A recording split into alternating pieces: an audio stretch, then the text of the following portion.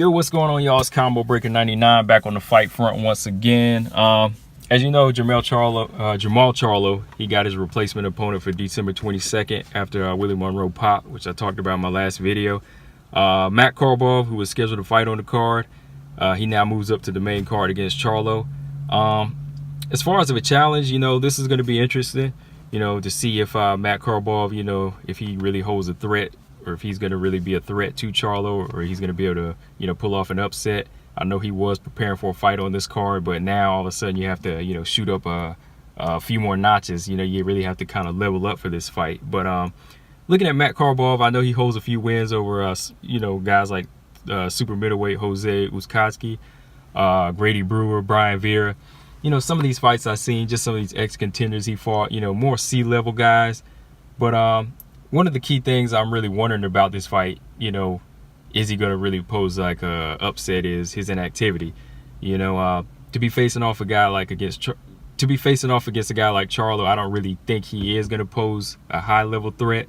Again, he is short notice, but he hasn't fought any in 2017, and he only fought once this year about 9 months ago. So as far as that danger, it's really hard to say if Korobov poses like an ambitious type threat to Charlo. But style-wise, we'll see. We'll see what kind of style he poses. Sometimes styles can just get under a guy's skin. If he poses a different style, a different type of rhythm, it could throw a guy off. But we'll really see. I don't think he poses that type of, quick, slick style that can make a guy look ugly like, Willie Monroe did. So this might be more of a blessing to Charlo, since Willie Monroe pop, he might be getting the easy night. Who knows? But looking at the stats of a guy like Matt Korobov, it's really hard to count him out. He is a decorated amateur. He has over about 300 wins, an Olympian.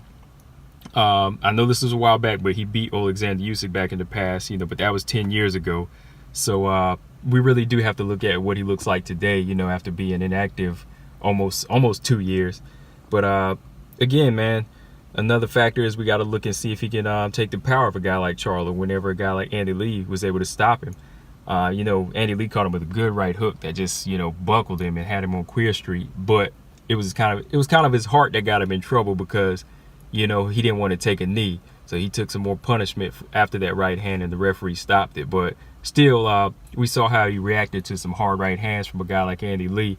So we're going to see how he reacts to the power from Charlo. We have yet to see.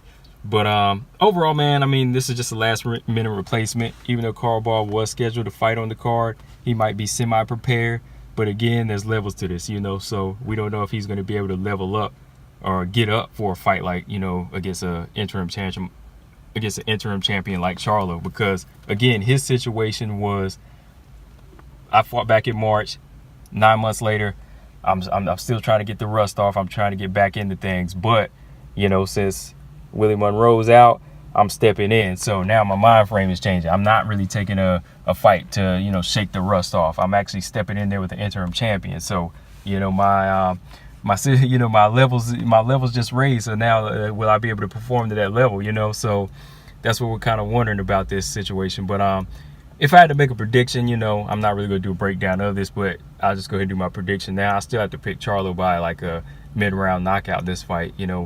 I think right now Charlo is just too sharp, and his right-hand power is just going to be a little bit more devastating than Andy Lee's was. But, yeah, man, that's all I got on this one. I just wanted to make a call on that.